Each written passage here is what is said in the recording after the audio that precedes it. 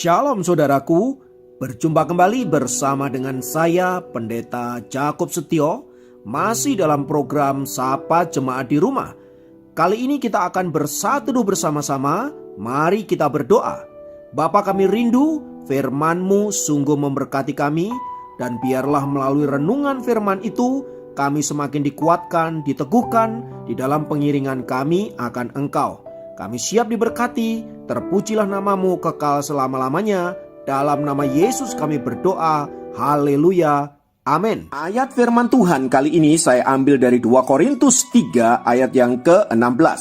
Saya ulangi, 2 Korintus 3 ayat yang ke-16 berkata, "Tetapi apabila hati seseorang berbalik kepada Tuhan, maka selubung itu diambil daripadanya." Haleluya.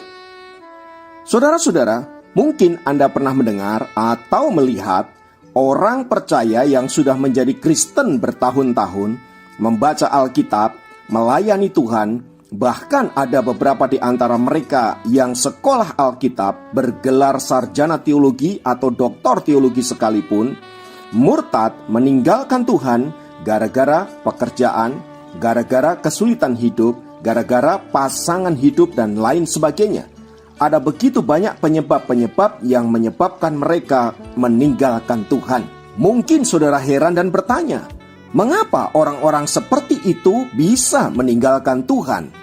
Bahkan yang mengejutkan, ada seorang yang bergelar pendeta bisa meninggalkan Tuhan. Saudaraku yang dikasihi Kristus, ayat firman Tuhan yang baru saja kita baca di dalam 2 Korintus 3, secara khusus ayat 14 sampai 16, poin yang kita bahas ada di ayat yang ke-16 di atas, memberikan gambaran dan jawaban atas pertanyaan-pertanyaan kita tersebut.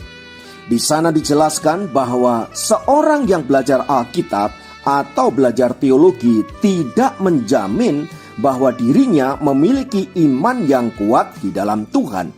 Bahkan mereka yang punya pengalaman diberkati Tuhan, melihat mukjizat dan mengalami mukjizat Tuhan sekalipun, bisa jadi hanyalah orang-orang oportunis yang hanya mau menikmati berkat-berkat Tuhan tanpa memiliki iman yang kuat di dalam Tuhan. Semua itu terjadi karena pada dasarnya mereka adalah orang-orang yang tidak mengerti akan firman Allah. Itulah sebabnya firman Tuhan tadi berkata, apabila seseorang hatinya berbalik kepada Tuhan, maka selubung itu diambil daripadanya. Selubung apa saudara-saudara? Selubung rohani yang menutupi mata dan hati mereka daripada kebenaran, sehingga menyebabkan mereka tidak bisa melihat kebenaran. Mereka tidak bisa melihat kemuliaan Tuhan. Mereka tidak bisa melihat kasih dan kemurahan Tuhan di dalam hidup mereka. Itulah sebabnya saudaraku, bisa jadi mereka membaca Alkitab dan belajar teologi, namun bila Allah tidak mencelikkan mata rohani mereka, maka apa yang mereka pelajari tersebut hanya akan numpuk di otak dan tidak akan pernah tinggal tetap di hati mereka.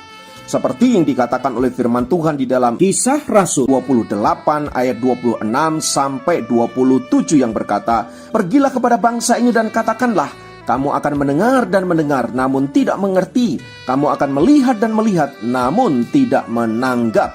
Sebab hati bangsa ini telah menebal, dan telinganya berat mendengar, dan matanya melekat tertutup, supaya jangan mereka melihat dengan matanya, dan mendengar dengan telinganya, dan mengerti dengan hatinya, lalu berbalik sehingga aku menyembuhkan mereka." Jadi saudaraku, perhatikan bagian firman Tuhan.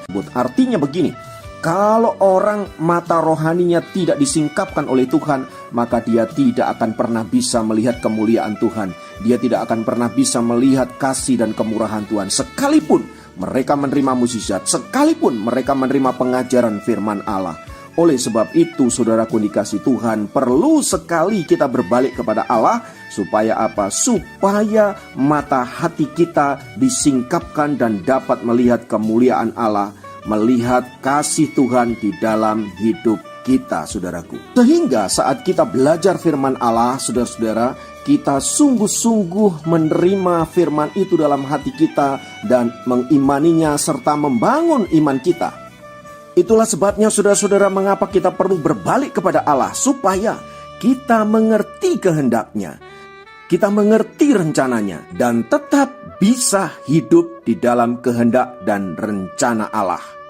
Karena itu saudaraku dikasih Tuhan, tak perlu heran apabila ada orang yang kelihatannya mereka begitu rohani, belajar Alkitab dan lain sebagainya, melayani dan lain sebagainya, namun bisa meninggalkan Tuhan. Karena apa saudara? Mereka mendengar, namun hati mereka tidak terbuka akan firman Allah. Mereka melihat, namun sama sekali tidak menyentuh hidup mereka, saudara-saudara. Sehingga apa yang mereka pelajari, apa yang mereka lihat, saudara, itu hanya akan menjadi sebuah pengetahuan belaka tanpa membangun iman mereka. Demikian juga dengan mereka yang mengaku memiliki pengalaman iman dengan Tuhan, saudaraku. Ya, mungkin mereka punya pengalaman mukjizat dan sebagainya, tapi kemudian murtad. Sama seperti 10 orang kusta yang disembuhkan oleh Tuhan Yesus, namun hanya ada satu yang kembali kepada Tuhan dan bersyukur atas kasih dan kemurahan Tuhan. Yang 9 kabur, saudara-saudara. Ada banyak orang kayak begitu. Mereka cuma ingin melihat mukjizat, mereka cuma ingin melihat kesembuhan, mereka cuma ingin diberkati oleh Allah, tetapi hati mereka tidak tertuju kepada Allah. Banyak yang kayak begini, dan bahkan ada di sekitar kita, saudara-saudara. Artinya apa? Pengalaman dijamah oleh Tuhan, disembuhkan, diberkati, dipulihkan, tidak secara otomatis membangun iman seseorang di dalam Tuhan. Lalu bagaimana agar apa yang kita baca di dalam Alkitab atau pengalaman-pengalaman kita berjalan dengan Tuhan itu membangun iman kita dan kemudian menumbuhkan kita menjadi pribadi-pribadi yang kuat di dalam Tuhan?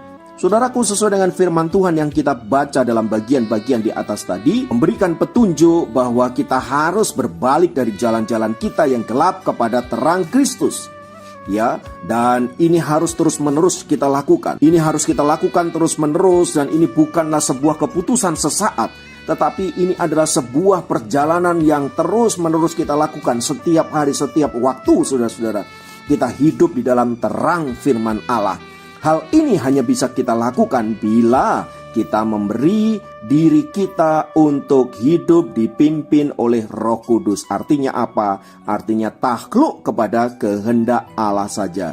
Sebab saat Roh Kudus memimpin hidup kita dan kita mentaatinya, maka Ia akan membawa kita kepada seluruh kebenaran Allah. Perhatikan, membawa kita kepada seluruh kebenaran Allah, saudara-saudara. Jadi itu poin yang paling penting. Jadi Roh Kudus itu menuntun kita untuk mengalami kebenaran Allah dan hidup di dalam kebenaran Allah.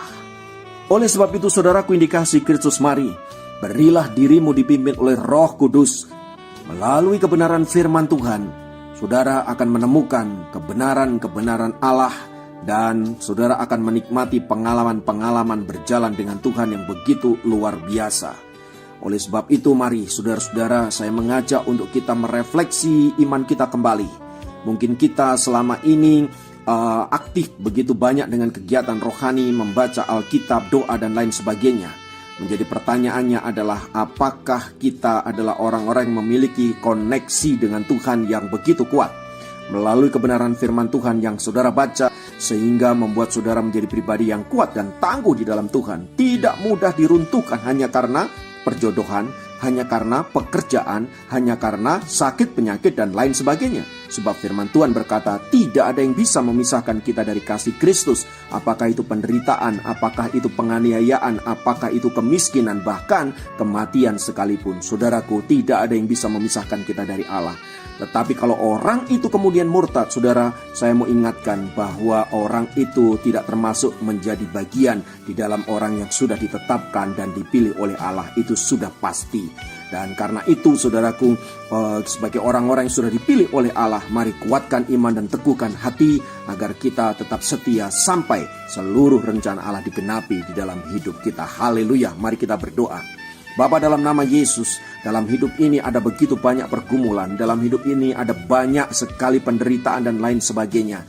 Kami pun orang-orang percaya tidak luput dari semua itu. Namun itu semua tidak bisa membuat kami meninggalkan Tuhan, tidak bisa membuat kami jauh dari hadapan-Mu, sebab kami perlu Engkau, Tuhan. Kami perlu kuasa-Mu. Sekarang kami menyerahkan hidup kami, kiranya Engkau kuatkan iman kami. Dalam keadaan apapun kami boleh tetap setia sampai seluruh rencana Allah digenapi di dalam nama Tuhan Yesus. Haleluya. Amin. Dapat memberkati Anda dimanapun berada. Sampai jumpa dalam program Sahabat Jemaat yang lain. Tuhan Yesus. tak dapat jalan sendiri.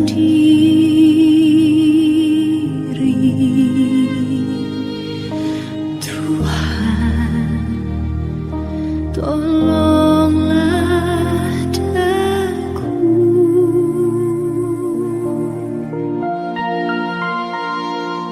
Biarlah sinarmu menerangiku,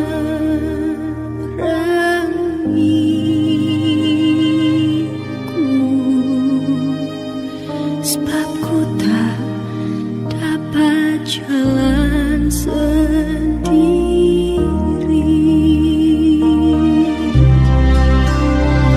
Melewati lembah duka selamu, jalanku gelap dan ngeri. Tuhan, ku perlu pertolonganmu, sebab ku tak dapat jalan sendiri.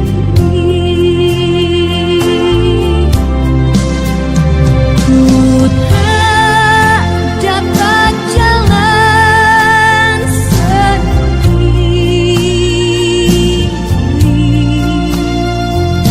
Tuhan, tolonglah daku.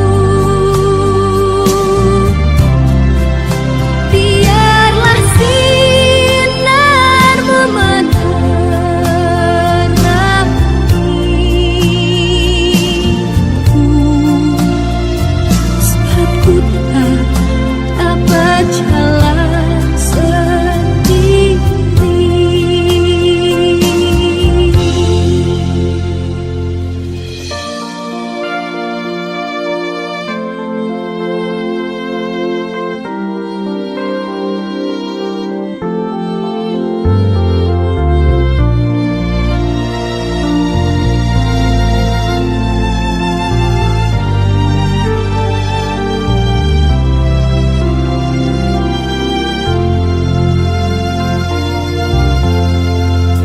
Tiada orang yang menolong aku. Ku sangat lemah dan letih.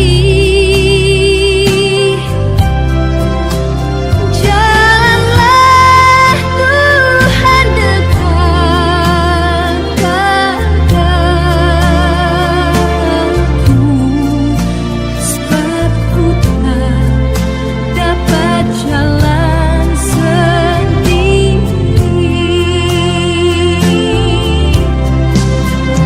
Ku tak dapat jalan sendiri. Tuhan, tolonglah daku.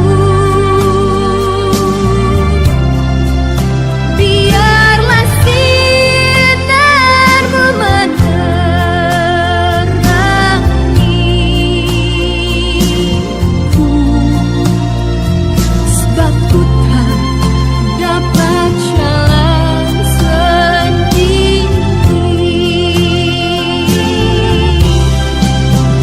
Ku tak dapat jalan sendiri.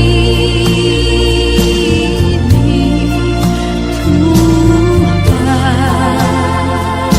tolonglah daku.